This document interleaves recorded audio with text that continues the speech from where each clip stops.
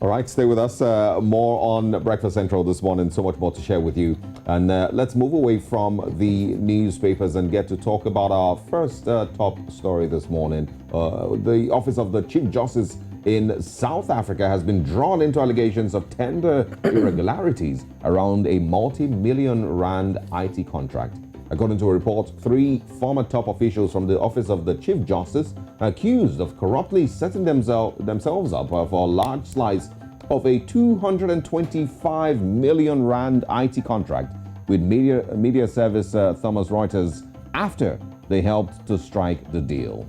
Now, the former staff members are directors of a company called ZA Square, being subcontracted by Thomson Reuters to help provide paperless case preparation and presentation. Well, the former staff members say it's all above board and that it is unfortunate that there is a perception they benefited from their proximity to the Office of the Chief Justice. And this morning we're joined by South African journalist and editor Candice Bailey to discuss this further. Morning, Candice. Thanks for joining us. Morning, Breakfast Central.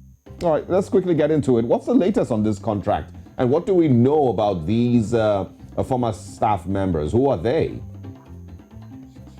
Well, it's a very interesting case indeed. So the 3 staff members that we're talking about are quite senior staff members. Nathi Ngube was the former spokesperson of the Office of the Chief Justice. Ivan van Niekerk was the case management officer, and Mr. Kobus Coetzee was the CFO, the Chief Financial Officer. So 3 high-ranking members. They worked at the Office of the Chief Justice for quite a number of years, more than 5 years each, to be frank. In terms of this contract, there are questions around it. It looks like it has been put on hold for now because of their seniority and because of the allegations around them.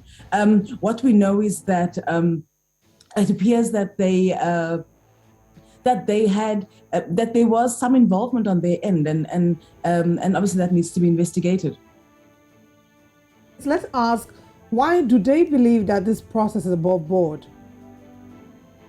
Well, according to, Nathi Ngube, the spokesperson, has been quite vocal in the media in the past 2 days talking about their involvement in the case. Now, at the center of this 225 million rand case, contract, it's over a service called Case Lines. Now, Case Lines is an online, it's a service that allows for paperless transactions within the court. And it's obviously something that's come about after COVID.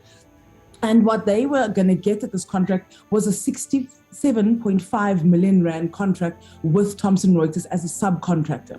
Now, what Nathi is alleging, or what his side of the story is, that they actually had no involvement in the procurement of this tender, that the actual tender went out through the National Treasury Office, and then there was engagement between Thomson Reuters and the Office of the OCJ, but that they, as members of as staff members at the time of the contract being awarded, they had no involvement in that, and it was only that they engaged with Thomson Reuters once that contract had been secured. Now, the difficulty around this is that it appears that all 3 of them had worked up until the 31st of May and then went on to have this, to start off as directors of this company, ZA Squared, on the 1st of June. So within a very short time, they then changed over into roles. So that's where there seems to be some form of engagement on their end, that they were part of the setting up of the deal and then moved on.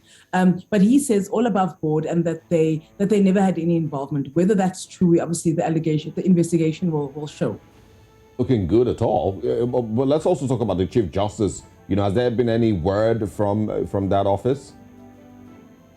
So the Office of the Chief Justice is known to be quite an independent office, and they never really have such heavy allegations of corruption that flow into those offices. They've issued a statement on Sunday, and what they said is that they are looking into the allegations and that they're getting legal advice. They said that they were really at pains to help to tell South Africans that, their money was safe, and that they were looking into this matter and that they were taking it seriously. They were taking the allegations seriously.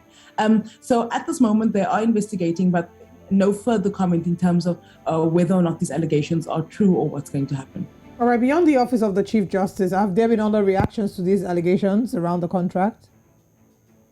So there was some out backlash on Twitter, for example, where people were asking questions about this.